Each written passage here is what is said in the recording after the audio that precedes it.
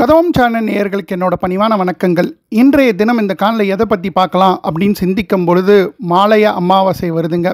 மாலைய அமாவாசை வருதுன்னா பித்ருக்களை பற்றி சொல்லலாம் அப்படின்னு பார்த்தீங்கன்னா பித்ரு காயத்ரி மந்திரத்தை நம்ம சேனலில் ஏற்கனவே சொல்லியிருக்கோம். பார்க்காதவங்க போய் பார்க்கலாம். பித்ரு ஸ்தோத்திரத்தை பற்றி சொல்லலாம் அப்படின்னு பார்த்தீங்கன்னா பித்ரு ஸ்தோத்திரத்தை பற்றி ஏற்கனவே நம்ம சொல்லியிருக்கோம். அதையும் நம்ம சேனலில் இருக்குது, நீங்கள் போய் பார்க்கலாம். சரி, வேறு என்னப்பா சொல்கிறது? மகாலய அமாவாசைக்கு முன்னாடி இருக்கிற மாலைய பட்சத்தில் இருக்கிற விசேஷ நாட்களை பற்றி சொல்லியிருக்கோமா அப்படின்னு பார்த்தீங்கன்னா அதை பற்றியும் சொல்லியிருக்கோம். மகாபரணி தினம், அவிதா நவமி அப்படின்ற எல்லா நாட்களை பற்றியும் நம்ம சொல்லியிருக்கோம். மகாலய அமாவாசை அன்னைக்கு எப்படி தர்ப்பணம் செய்யணும், தர்ப்பணத்தில் என்னென்ன மந்திரங்கள் சொல்லப்படுதோ அதோட பொருள் என்ன அப்படின்றதும் ஓரளவுக்கு சொல்லியிருக்கோம். அப்படின்னும் பொழுது வேறு என்னத்தை பற்றி பித்ருக்களை பற்றி நம்ம இங்கே சொல்ல முடியும் அப்படின்னு பார்த்திங்கன்னா, பித்ரு காரியம் ஏதோ ஒரு காரணத்துக்காக தடைப்படுது. அந்த தடைப்பட்ட பித்ரு காரியத்தை முழுமை அடையிறதுக்கு என்ன பிராயச்சித்தம் அப்படின்னு இந்த காணொளியில் பார்க்கலாங்க. அதுக்கு முன்னாடி நம்ம சேனலை சப்ஸ்கிரைப் பண்ணாதவங்க தயவுசெய்து சப்ஸ்கிரைப் பண்ணுங்கள். சப்ஸ்கிரைப் பண்ணிவிட்டு தொடர்ந்து காணொளியை பார்க்காதவங்க இது போல் ஒரு நல்ல விஷயங்களை இழக்க நேரிடும்னு சொல்லிடுங்க. சரிப்பா, நீ சொல்கிறது அருமையாக இருக்குன்னா மற்றவங்களுக்கு பகிருங்க, ஒரு லைக் ப்ரெஸ் பண்ணுங்கள். சரிங்க, நம்ம காணொளிக்குள்ளே போகலாம். பித்ரு காரியம் தடைப்பட்டுச்சுன்னா என்ன பிராயச்சித்தம் அப்படின்றது தான் நம்ம பார்க்க போகிறோம்னு சொன்னேன். அது பற்றி தெரிஞ்சுக்கிறதுக்கு ஆபிஸ்தம்பர் அப்படின்றவரை பற்றி நம்ம தெரிஞ்சுக்கணுங்க. இந்த ஆபிஸ்தம்பர் அப்படின்றவர் யார் அப்படின்னு பார்த்தீங்கன்னா, யஜுர்வேதத்தில் நிறைய பிராமணர்கள் பின்பற்றக்கூடிய ஸ்தூத்திரமாக திகழ்கிறது ஆபிஸ்தம்ப ஸ்தூத்திரம் அப்படின்றது.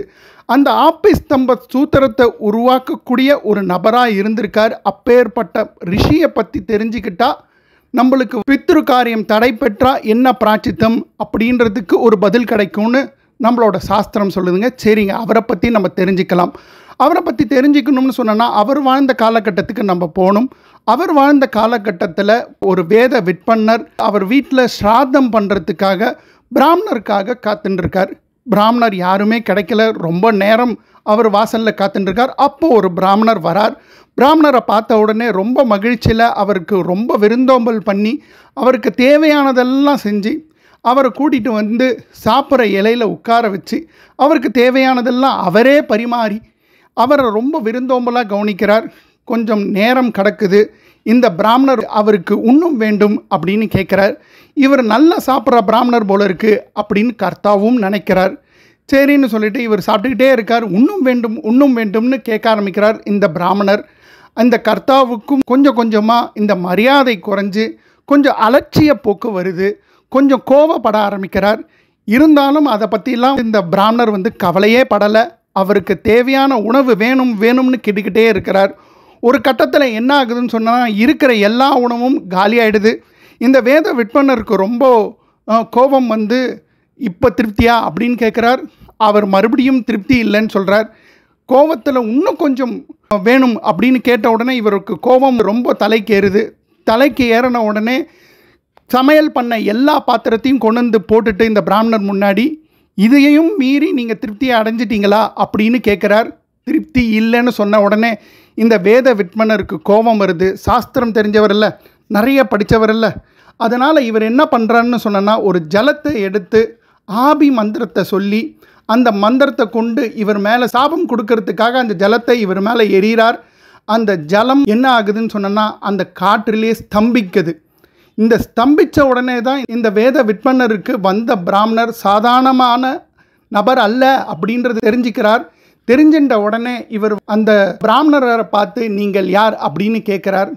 நீங்கள் யாருன்னு கேட்கும் பொழுது அவர் என்ன சொல்கிறாருன்னா, உனக்கு பிராமணனாக நான் வரேன்னு சொன்னேன்னா இறைவனுடைய அருள் கடாட்சம் இருந்தால்தான் ஒரு பிராமணர் உன் உணவை சாப்பிட வருவார். பிராமணர்ன்றது நம்ம பித்ருக்களாக நினச்சி அவங்களுக்கு உணவிடணும், அவங்களுக்கு தேவையான எல்லா விஷயத்தையும் செய்யணும்.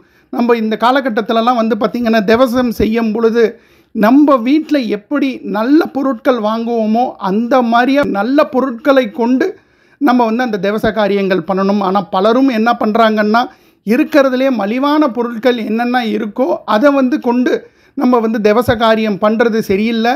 அதே மாதிரியா வந்த பிராமணர் இல்லை சாப்பிட வந்தவங்க திருப்தி திருப்தி திருப்தி அப்படின்னு 3 தடவை சொன்னாதான் அந்த திவச காரியம் முடிஞ்சதா நம்மளோட சாஸ்திரம் சொல்லுது. இவர் வந்து நான் அப்படின்னு சொன்னதுனால என்னன்னு கேட்டிங்கன்னா, அந்த திவசம் வந்து முழுமை அடையலை. அந்த முழுமை அடையாததுனால இவர் வந்து இந்த பிராமணரை பார்த்து மன்னிப்பு கேட்டு இதுக்கு என்ன பிராயச்சித்தம் அப்படின்னு வந்து கேட்குறார். இந்த பிராயச்சித்தம் என்ன சொல்கிறாருன்னு பார்த்தீங்கன்னா, புருஷ சுக்தம் பாராயணம் பண்ணணும் அப்படின்றது சொல்கிறார். இன்றைக்கி பிராமணர்கள் திவச காரியம் தடைப்பட்டதுன்னா புருஷ சுக்தம் பாராயணம் பண்ணலாம். புருஷ சுக்தம் பாராயணம் பண்ண முடியாதவங்க, பிராமணர் மட்டும் இல்லை, யாராக இருந்தாலும் புருஷ சுத்தம் பாராயணம் பண்ண முடியாதவங்க புருஷ சுத்தத்தை கேட்டு இந்த தடைப்பட்ட திவசம் காரியங்கள் வந்து பூர்த்தியாகணும்னு சொல்லி அந்த இறைவனை வேண்டி பண்ணோன்னு சொன்னோன்னா இந்த தடைப்பட்ட பித்ரு காரியம் முடிஞ்சதாக சொல்லப்படுதுங்க. அப்படின்னு சொன்னோன்னா ஒரு தடை நடந்ததுன்னு சொன்னோன்னா புருஷ சுத்த பாராயணம் எவ்வளவு பண்ண முடியுமோ பண்ணி அதை பிராச்சித்தம் தேடிக்கலாம். இல்லை புருஷ சுத்தத்தை கேட்டு நம்ம வந்து பிராச்சித்தம் பண்ணிக்கலான்னு இது மூலமாக தெரியுதுங்க. இவருக்கு ஏன் ஆபிஸ்தம்பர் அப்படின்ற பேர் வந்தது அப்படின்னு பார்த்தீங்கன்னா, இவரை நீரை வந்து ஆபி அப்படின்னு சொன்னால் நீர், ஸ்தம்பர் அப்படின்னா அங்கே ஸ்தம்பிக்க வச்சவர். இவர் வந்து இந்த வேத விட்மன்னர் வந்து இந்த பிராமணர் மேலே சாபம் விடும் பொழுது அந்த நீர் அப்படியே நிற்க வச்சதுனால அவர் பேர் ஆபிஸ்தம்பர் அப்படின்னு சொல்லப்படுதுங்க.